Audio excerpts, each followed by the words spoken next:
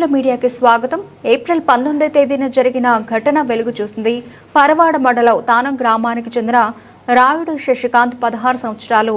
సామాజిక వర్గానికి చెందిన బాలుడు శశికాంత్ 10వ తరగతి పరీక్షలు రాసి వేసవి సెలవుల నేపథ్యంలో క్రికెట్ ఆడుతున్నప్పుడు అది నేరంగా పరిగణిస్తూ కుల అహంకారం పడగలెత్తి కొంతమంది ఆధిపత్య కులస్తులు శశికాంత్పై అసభ్య పదజాలంతో సామాజిక వర్గం కళ్ళుగీత వృత్తిని ప్రస్తావించి అవమానించారు. అంతటితో వారి ఆగ్రహం చల్లారలేదు. కర్రలతో బాలుడిపై దాడి చేశారు. ఆత్మాభిమానం గల బాలుడు శశికాంత్ జరిగిన విషయం తల్లిదండ్రులకు చెప్పలేక ఏప్రిల్ 19వ తేదీన రాత్రి 7 గంటల సమయంలో పురుగుల మందు సేవించి ఆత్మహత్యయత్నానికి పాల్పడ్డాడు. కొడుకును కాపాడుకోవడానికి నిరుపేద తల్లిదండ్రులు చేయని ప్రయత్నం లేదు. శశికాంత్ చావు బతుకుల పోరాటంలో చివరికి తుది శ్వాస విడిచాడు. నా పేరు రాయుడు శ్రీనివాస్ సార్. మా తానా గ్రామం పరవాడ మండలం అనకాపల్లి జిల్లా సార్. అలాగే మా అబ్బాయి పేరు రాయుడు శశికాంత్ అండి. ఇలాగ మా అబ్బాయిని మనస్పందనతో కొట్టడం వల్ల ఒక 15 మంది 16 మంది కొట్టడం వల్ల అంత టార్చర్కి అనుమానంతో వెళ్ళిపోయి అందరికి ఇబ్బంది పడడంతో ఇంటి వెనకాల తోటలోకి వెళ్ళి గడ్డి మందు తాగి చనిపోవడం జరిగింది. ఆ ముద్దాయిలు కొద్దిగా అరెస్ట్ చేసి న్యాయం కావాలని కోరుకుంటున్నామండి. ముద్దాయిలు కూడా ఒక అబ్బాయిని అరెస్ట్ చేశారండి. ఉన్న 5 మాత్రం అరెస్ట్ చేయలేదు సార్.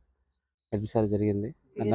వాళ్ళ పేర్లు వచ్చి ఫస్ట్ కోండ్ర బుజ్జి అండి, ఆ తర్వాత కోండ్ర పజ్జన అండి, ఆ తర్వాత కోండ్ర సోమనాయుడు అండి, తర్వాత కోండ్ర దేవుడు అండి, కోండ్ర పరమేశ్ అండి. వీళ్ళందరూ వాళ్ళని అరెస్ట్ చేయాలి సార్. అందరూ న్యాయం కావాలని చెప్పి అక్కడ పరవ స్టేషన్లో నాకు న్యాయం జరగలేదని చెప్పి ఎస్పీ ఆఫీస్ దగ్గర రావాల్సి వచ్చింది సార్. అందరి సమయంలో జరగాలని నేను కోరుకుంటున్నాను సార్.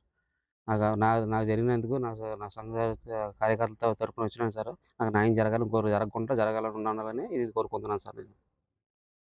నేను ఈరోజు శశికాంత్ జరిగిన అన్యాయం చాలా దారుణంగా ఒక రకంగా హత్య చేసినట్టేనండి. ఇది 6గురు వచ్చి హ్యాండ్లింగ్ చేసి ఎఫ్ఐఆర్లో చేసినా సరే ఈరోజు కూడా అరెస్ట్ చేయలేదు సార్.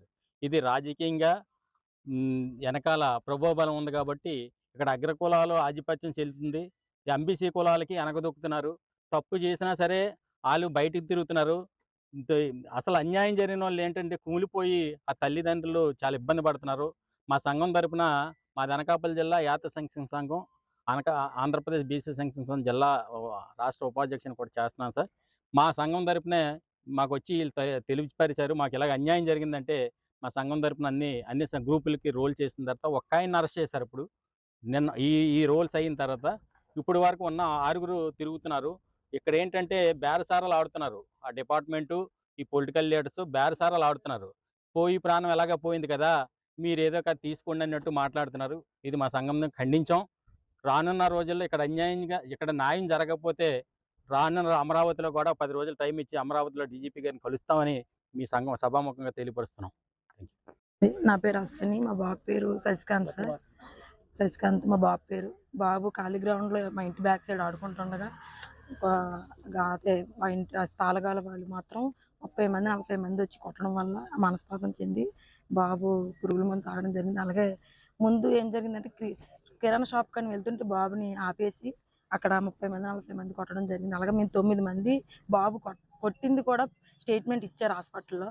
కానీ ఎవరిని కూడా ఒక్కరిని జైల్లో వేసాము అంటున్నారు. అది నిజమే అంతవరకు అబద్ధం అంతవరకు మాకు తెలియదు సార్. కానీ మాకు ఎలాగైనా న్యాయం జరగాలని మేము ఇక్కడ వరకు ఎస్పీ వరకు సార్ వరకు వచ్చాము.